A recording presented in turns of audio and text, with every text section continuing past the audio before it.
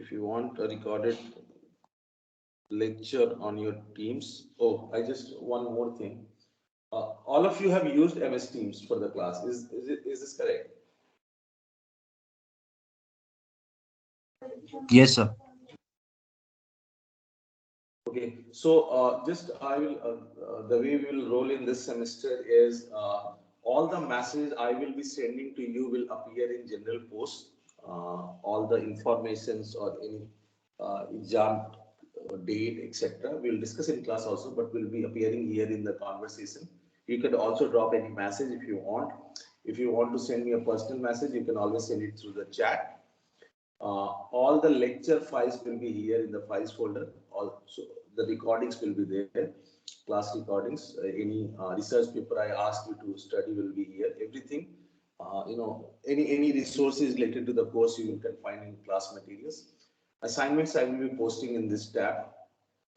In fact, the class test which I will conduct will also be posted in assignments only. It will start at a particular time and end. So you have to, the way exams, my exams work is I will post a question paper. You work it on it with the pen and paper. You take the images of the paper and upload one single PDF file as an assignment in the same tab. So this is how logistics will work for the class. Now, small introduction to NLP.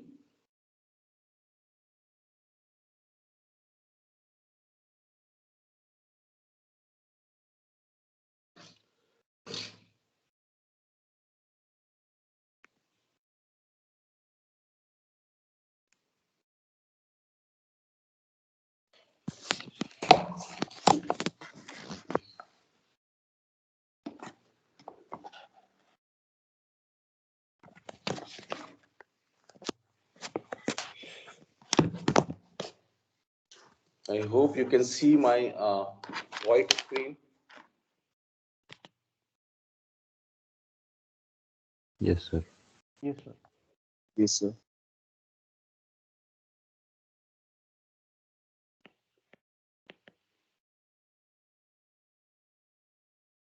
So this is how I'm going to deliver this my lab lectures. No slides or anything until unless it is really required because it is a mostly mathematical course. So I won't be using slides. Okay. So do you guys remember the history of OR or where did this come term operations research come from?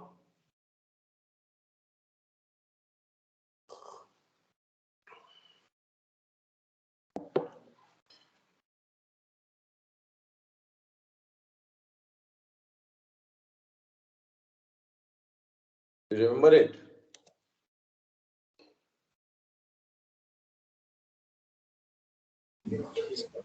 Yes, Deepak, go ahead. Sir, World War II, sir. Its So origin in is from World War II, sir. so in World War II, actually the actual OR started. And how did it get the name Operations Research? What is operations in Operations Research? It is about the military operations, their movement, their Yes, sir.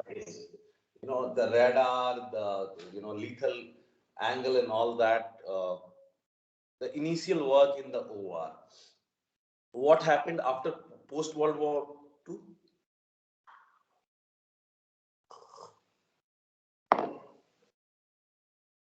So post World War, what happened? The early application of OR was in the field of industries, right? People start doing production planning. People start workforce scheduling. All this for all this OR and more precisely LP has been used. So when if you look at the linear program,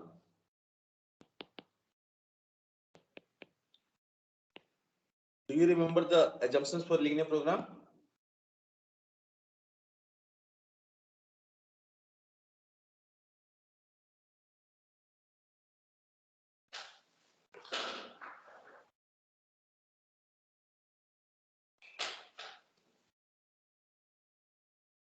MTech boys, you just had it last semester, right?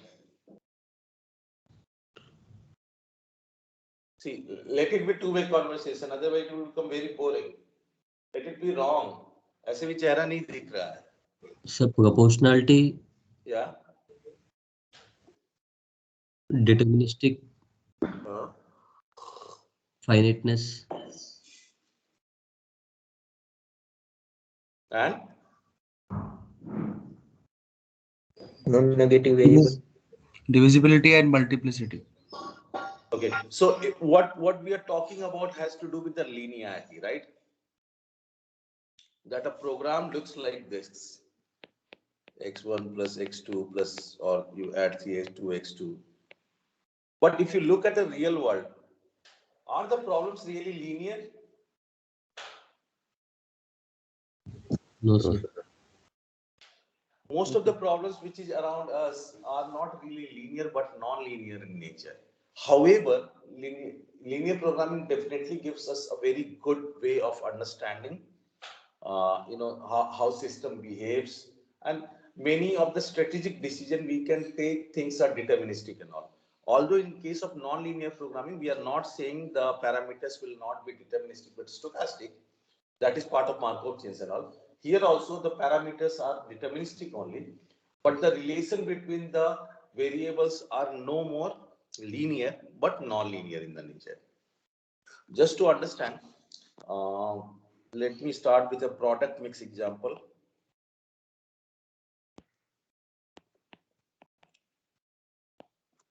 So there is a plant 1, 2, 3 which produces two products. Product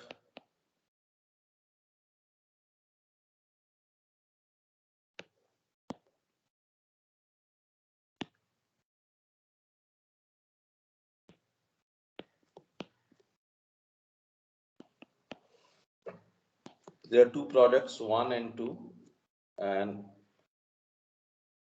I'm writing production time required in each plant.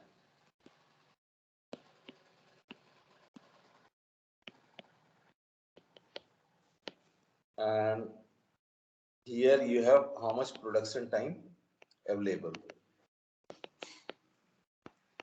Okay, I should have written it in the top, but anyway. So product 1 requires 1 hours in plant 1 and 0 hours in plant 2. Total available hours are 4. Product 1 required 0 hours in plant 2, 0 hours in plant 1, 2 hours in plant 2, and 12 hours is total available in plant 2. Similarly, 3 hours for product 1, 2 hours for product 2 in the plant 3, and total hours available is 18,000. Now, as far as profit is concerned, if you sell this product in market, product 1 gives you a profit of 3 and product 2 gives you a profit of 5. Can you formulate it as a linear program for what product mix, how much of product 1 and how much of product 2 should be produced? Can you formulate it? That's why I said product mix. What is the optimal mix of these two products so that I can maximize my profit? So before even I get into the into the formulation, can you tell me why optimization is required here? What is the trade-off which is leading to optimization here?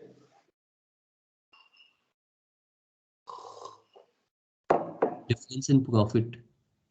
I'm sorry? There is difference in profit between the two products. Probably. Okay, but product 2 is giving me more profit. Why don't I just go ahead and just make product 2 only? So because we have got certain restrictions, limitations on the plants. Okay, so we have resources in plant 1. If I just go ahead and produce only product 2, I'm not using any resource in plant 1, right? Look, product 2 only uses resources in plant 2 and 3.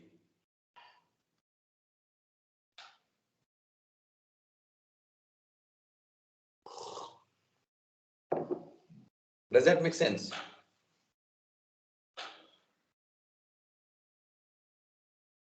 Second thing is, it could be possible that these two products are the same product but different variants, and you want to capture the market share for both kind of market type, where you can sell a cheap product and you can see an expensive product.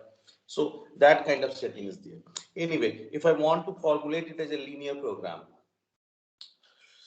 how can we do that?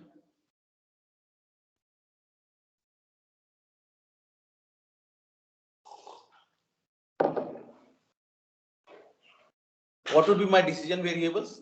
I'm doing a product mix. What would be my decision variables?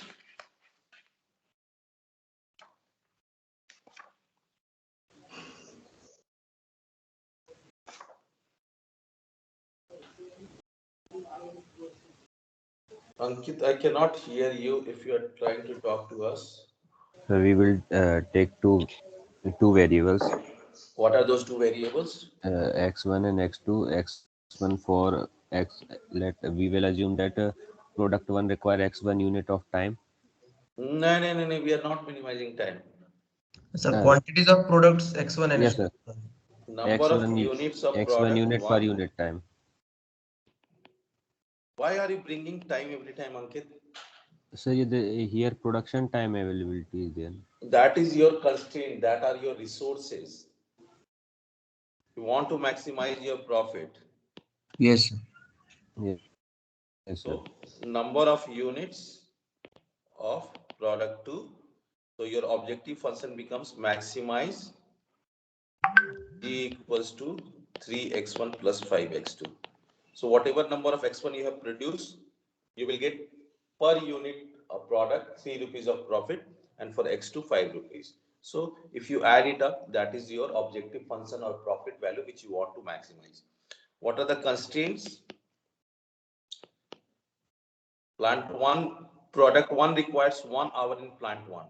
So to produce x1, you need 1 unit of resource in plant 1, and maximum you have is 4. Similarly, 2x2 is less than equal to 12, and 3x1 plus 2x2 is less than equal to 18. x1 and x2 greater than equal to 0. So if you would have formulated it like this, or have I made any mistake?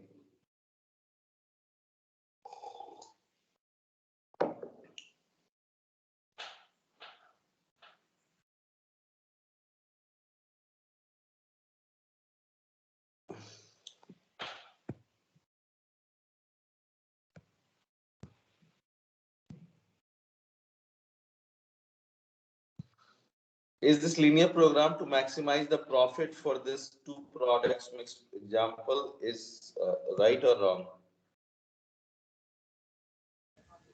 So right, sir. Correct, sir. Correct, sir. तो चलो इसका solution find करो. No need to go for simplex. You can find it graphically also. So give me the solution for this one.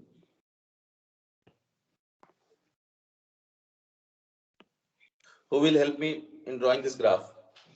So we'll assume all of these are equality constraints and we'll proceed. So let's say x1 equals to 4 is this graph line. 2x2 equals to 12 is 2x2 equals to 12, and 3x1 plus 2x2 something like this. 3x1 plus 2x2 is equal to 18.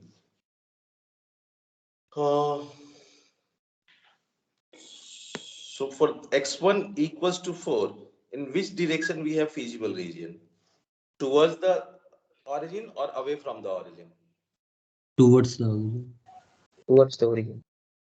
Because it is less than equal to 4. So in all of these, you will see it is towards the origin is your feasible region. So this is your feasible region, and then you draw this 3x1 plus 5x2 objective function line and start drawing the iso profit line until it is about to leave the feasible region and you get your optimal point, and that turns out to be 2,6.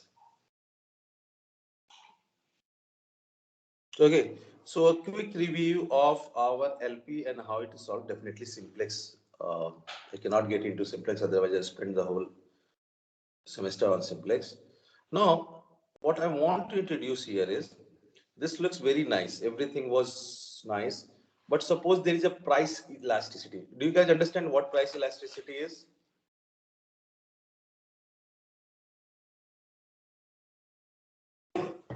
Yes, sir. Yes, I was expecting from you, Bharat. Yeah.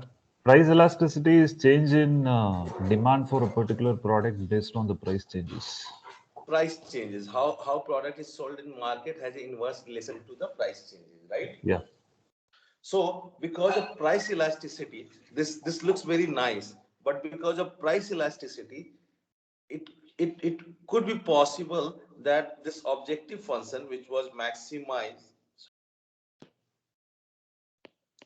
g equals to 3x1 plus 5x2, is no more a linear function.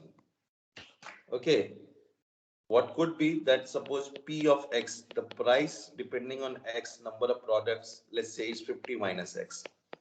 So this 3 will change by 50 minus X. So XPX will change. This will be your profit margin from the product one. So this introduces non-linearity. Let's say in such setting, my new objective function looks like this. I have used some PX function.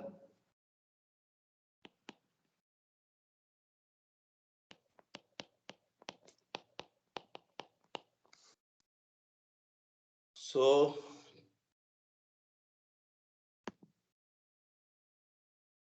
Akash Kumar Sena. Yes, sir. So everything remains same. My constraints remain same. Objective function has changed because of the price elasticity. Is it a linear programming or non-linear programming? Forget about linear and non-linear programming. This one is linear, you know. Is this linear or non-linear? So now it is non-linear. Non-linear because two decision variables are getting multiplied, like Yes. x1 into x1 or x2 into x2. So it is no more a linear program. Now, if you try to find the solution for this one, I'm doing it graphically just for understanding. So this was my feasible region, because as far as constraints are concerned, all my constraints are still linear. All my constraints are still linear. So this is how my feasible region looks like.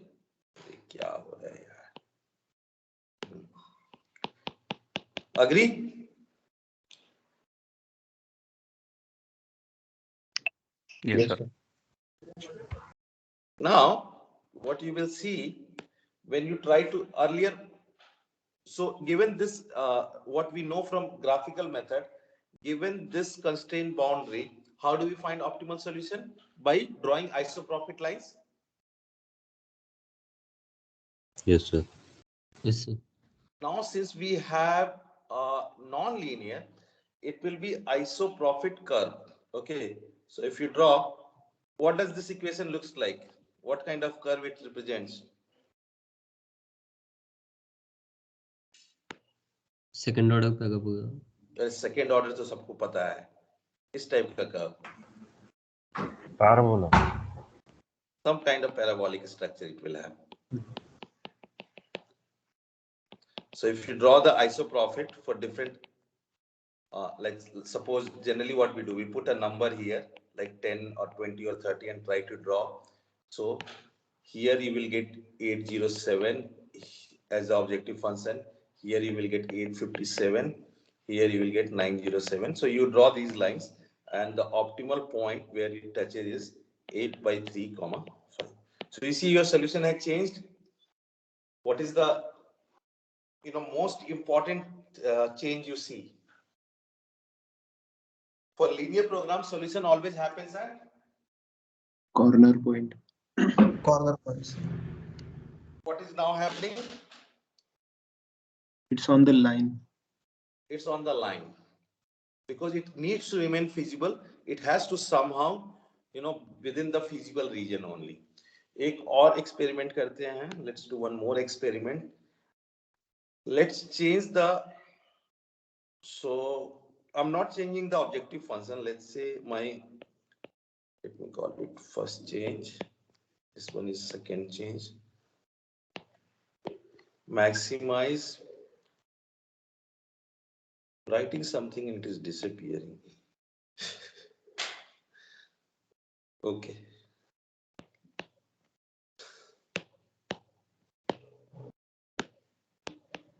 Maybe outside the margin. So inside ho gaya bhai. So this is how my program looks like. So 3x1 plus 5x2 says that x1 is less than equal to 4. 3x1 plus 2x2 is less than equal to 18. And the constraint 2x2 less than equal to 12, I'm going to change it to like something like this. 9x1 square plus 5x2 square is less than equal to 260. Okay, so the first change I made was in the objective function. Now I'm making the constraint non-linear. And when we say something is non-linear, either objective function or constraint or both are non-linear. If you try to draw this curve, what you will see, the area would look something like this, feasible region. Okay. Now, if you keep drawing the isoprofit lines for 3x1 plus 5x2, you see that the solution happens here at, fortunately, still at 2,6. Only the curvature has changed. You have sliding the isoprofit lines and you get this solution. So what are the key observations? One change I have made in objective function and made it nonlinear. Second change I have made it in the constraint and made it nonlinear. So can we conclude optimal solution would always lie on the boundary of the feasible region? Earlier it was the corner point solution. Now it will lie on the boundary of the feasible solution. Yes, sir. Yes, sir. Now let me make third change. This time I'm making change in the objective function. Maximize g equals to 54x1 minus 9x1 square plus 72x2 minus 13x2 square. Okay, and my constraints are all linear constraints. Actually, Bharat, who said last time? I didn't notice. It is not parabola, it is concentric circles you will get, right? Anyway. Yeah. It will be circles, not parabola. So my linear region will remain as it is, feasible region. Now, when you draw the circles, concentric circles,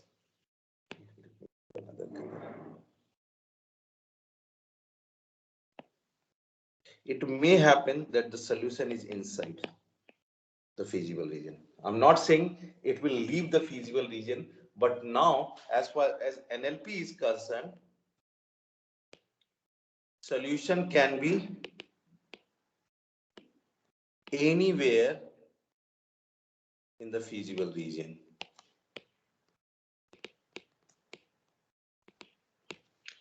So does this make our life easy or difficult?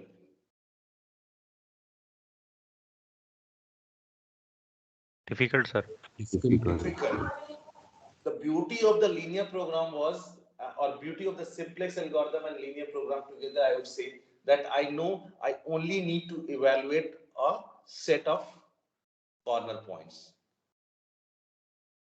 Do you remember the how do we get the maximum number of corner points? Based on number of variables and constraints? NCM, where n is number of variables and m is number of constraints. So you can know that these many points I need to evaluate.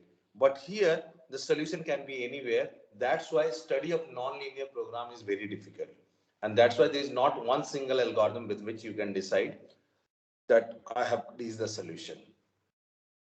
Sometimes we use exact methods using what you have studied in your 11th or 12th in calculus, the maximum minimum one, the first order principle, and definitely second order to understand the curvature and all. But when the problems are not differentiable or not continuous, the life become little difficult. And that's why we have a lot of algorithms when it comes to solving nonlinear program. Another complication is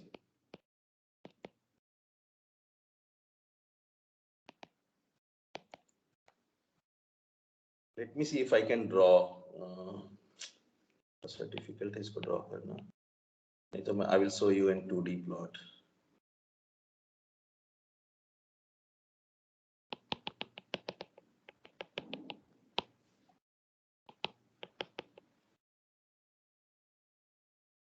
I mean, what I want to highlight is there is number of local optimas, right?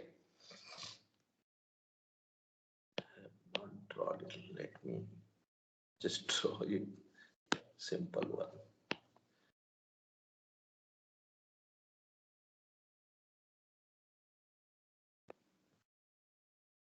Okay, so what do you see? If I'm trying to minimize, there are numbers of local optima, but only one global optima. You understand global and local optima? We'll get into this definition later, but these are called local. Local because in its neighborhood, it is the smallest value. But when you look at the complete function, the global optima happens somewhere else. Okay. As far as nonlinear algorithms we will talking about, what happens generally, they are unable to distinguish between local and global optima.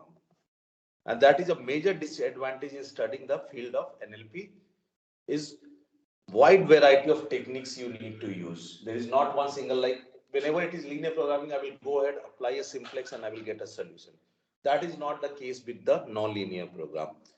So it becomes really important to know the condition under which any local minima will become a global optima, minima or maxima, whatever optima you are trying to say. So local maxima should be guarantee of a global minima over a feasible region. And that's where the role of convexity comes in.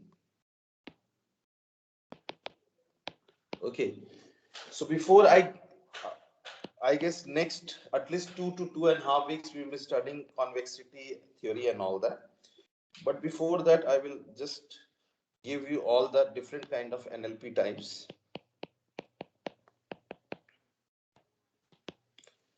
So any generalized mathematical model that looks like minimize f of x, where x belongs to Euclidean space, such that gi of x is less than equal to 0 and hi of x is equals to 0 for I equals to 1 to m bar and for I equals to 1 to m.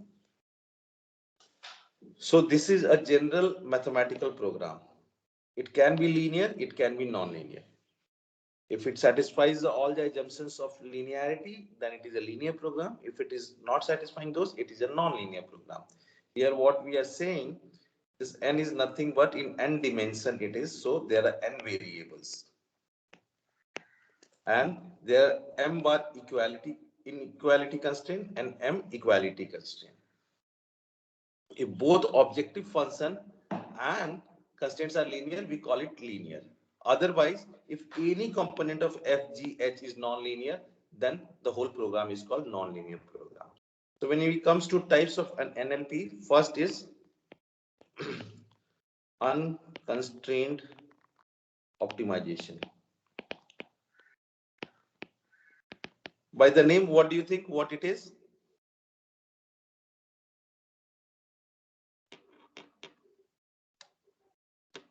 It is unconstrained.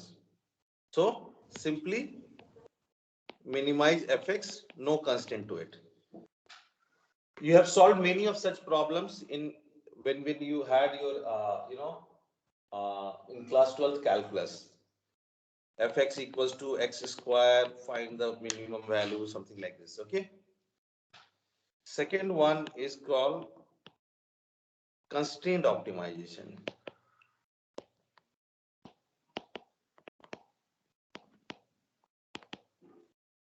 So of course, constraint optimization will be exactly of this structure. Okay, it will have an objective function, it will have constraints attached to it. Okay, the study, although we are trying to study non-linear program, but the field has been not yet developed to tackle many things.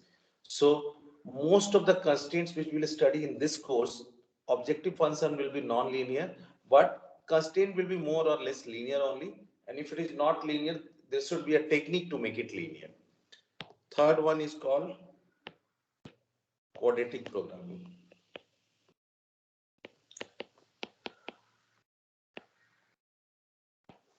So this is generally linearly constrained. It is a class of optimization problem which is linearly constrained with quadratic objective. The reason being it has a quadratic objective, it becomes a non-linear.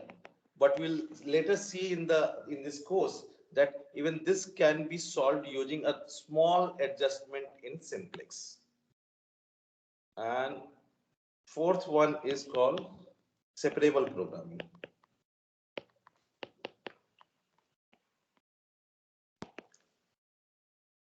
So in this one, the NLP problems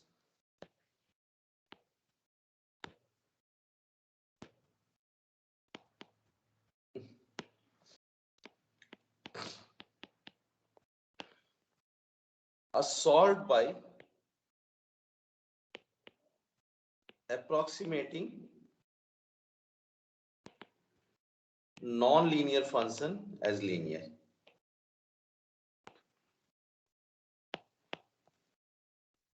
As piecewise linear.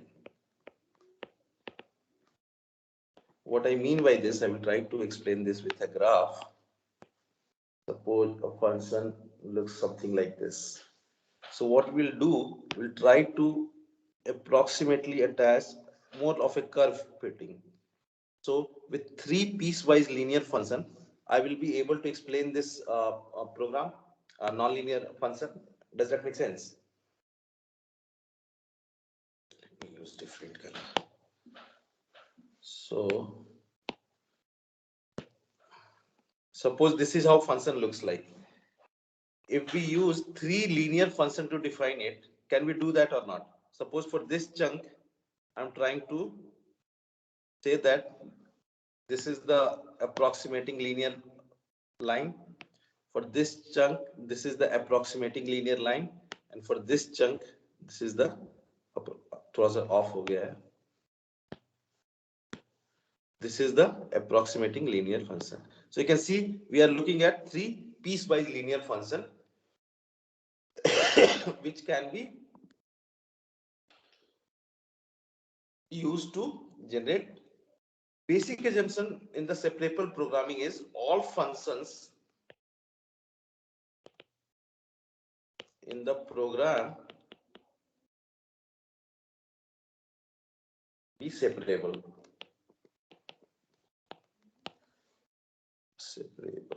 So one simple example could be f of x1 comma x2 equals to x1 cube minus 2x1 square plus x1 plus x2 4 minus x2.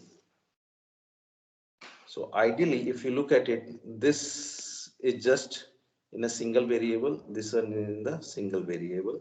So I can write equivalently for separable programming f of x1 comma x2 as F1 x1 plus F2 x2. And then I can, find the values, minimum values for each one of them, and can put the on the, the bigger umbrella, the bigger function.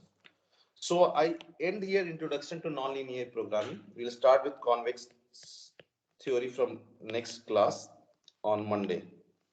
Any questions? Any questions from what we have covered today? Sir, in all the 4 types of NLP, the Mhm. objective function or the constraints can be linear or non-linear, or See, there is that's a very valid question. Generally, it can be both objective function or the constraint. But as far as the domain which has, really evolved so far, still most of the stuff which we will study will have a non-linear objective function and linear constraints. right. Okay, there are things, there are ways we'll also solve non-linear constraints. But as the field has developed and for the better understanding of concepts, what we do, we make objective function non-linear and work with the linear constraint. But definitely we will also cover places like in the KKT conditions. You will see if you guys remember KKT condition. Have you studied duality?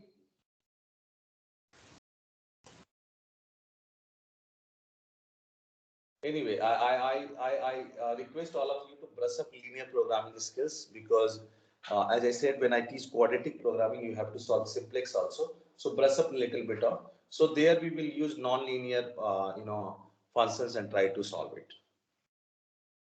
Anything else?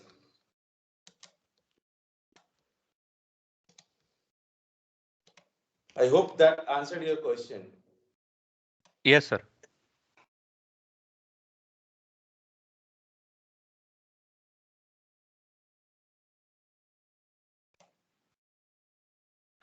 Okay, if you do not have any questions, we'll meet next week. Have a good weekend, staying at home, and